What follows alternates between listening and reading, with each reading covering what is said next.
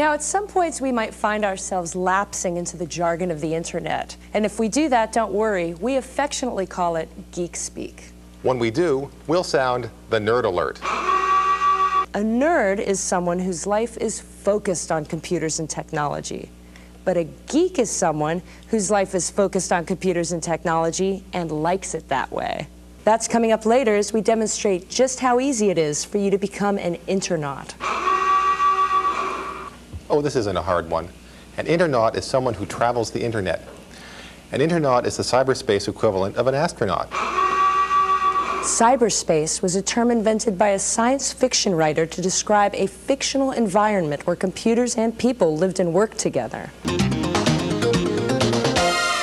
Let's say you're into world travel, or bird watching, or making beer. Or ancient civilizations, or talking about parent-teen relationships, or maybe you're into nude sunbathing. I hoped you weren't going to mention that. That's why the internet might contain some material that seems offensive to you, and it also explains why you might get spammed.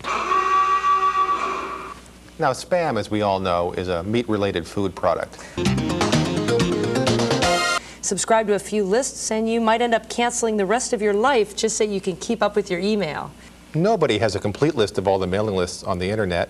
I don't think there is a complete list of anything on the net. First, how about a joke we can tell the boss when he gets just a little testy? One Usenet news group is called rec.humor, but often the funny quotient is a lot higher in another news group, rec.humor.funny. Well, there are a few things that make INTERNAUTs grind their teeth, and one common mistake that newbies make all the time is to... Newbies. Has anyone ever said you live in a fantasy world? People create their own on the internet all the time, and they use them to role-play with other INTERNAUTs. Maybe you remember a game called Dungeons and Dragons. Well, a generic term for these kinds of games on the internet is multi-user dungeons, or MUDs for short. Somewhere in the world, someone has devised an artificial social environment on a computer. It might be in the year 3000 on the planet Jupiter, or it might be the 9th century AD in a mystical land on Earth. MUD players can join that society and take roles within it. They interact with other players. Many of the games involve combat and other forms of violence. You may face trolls and other horrible creatures in order to gain the hidden treasure or the fair damsel. But other MUDs are much more peaceful, and you don't have to worry so much about being killed all the time.